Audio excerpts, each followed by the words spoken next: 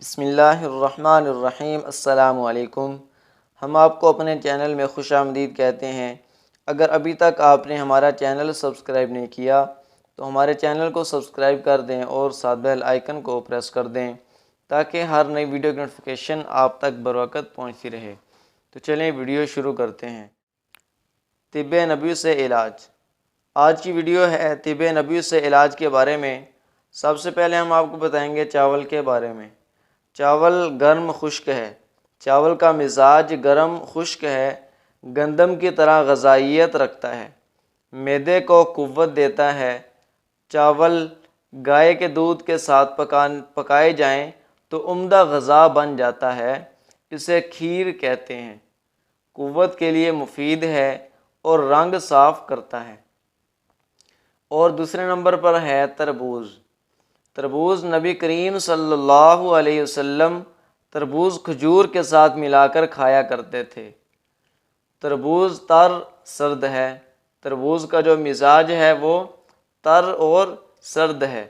کھیرے ککڑی کی بنسبت معدے میں جلدی پہنچتا ہے اور معدے میں جو خلط ہو اسے حل کر دیتا ہے۔ اس کا مزاج سرد ہو وہ سونڈ ملا کر کھائے اور کھانا کھانے سے پہلے کھائے تو پیٹ کو دھو دیتا ہے اور بیماری کو بھی نکال دیتا ہے۔ اس کے بعد ہے انار۔ انار تازہ بہت بہتر ہے، معتدل مائل بسرد ہوتا ہے، اس کا گودا گرم تر ہے، سالے خون پیدا کرتا ہے اور معدے میں جلدی پہنچ جاتا ہے۔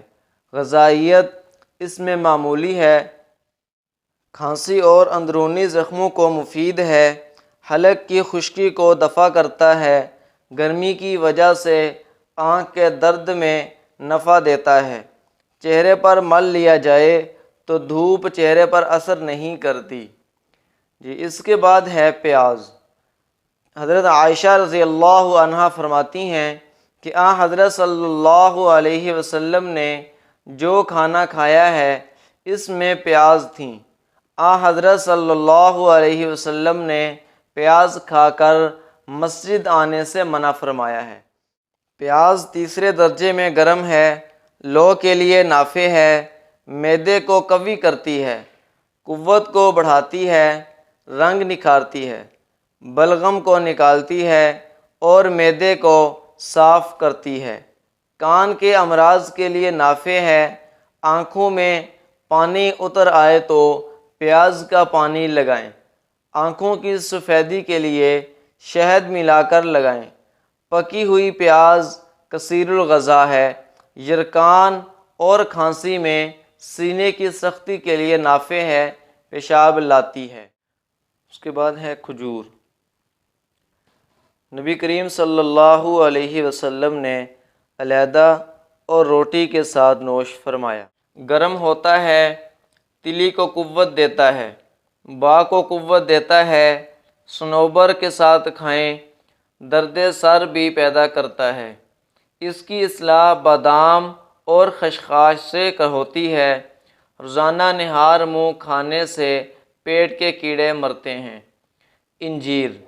اللہ تعالیٰ نے اس کی قسم کھائی ہے، گرم ہے، پکا ہوا سفید چھلکے والا، اچھا ہوتا ہے، تمام پھلوں میں سب سے زیادہ غذائیت والا ہے، حلق کی خشکی، سینے اور مثانے کو نفع دیتا ہے، جگر اور تلی کو دھو ڈالتا ہے، معدے میں سے بلغمی خلط کو نکالتا ہے اور عمدہ غذا مہیا کرتا ہے۔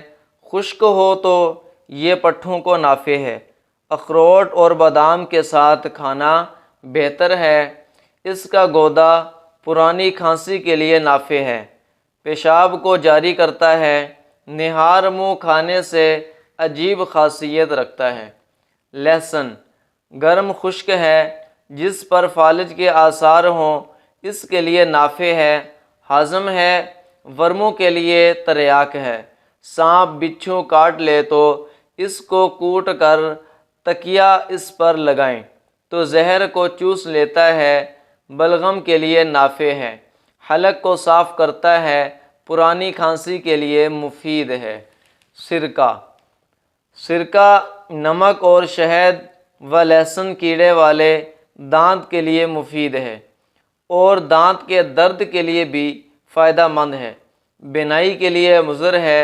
بلڈ پریشر ہائی ہو تو اس کے لیے 1-2 لہسن کی پھلیاں کھا لینا مفید ثابت ہوتا ہے۔ اگر آپ کو یہ ہماری ویڈیو اچھی لگی ہے تو ہمارے چینل کو سبسکرائب کر دیں اور ویڈیو کو لائک کر دیں، اور آپ کمنٹ باکس میں اپنی رائے کا اظہار ضرور کیجیے گا۔ اگلی ویڈیو تک دیں اجازت، اللہ حافظ۔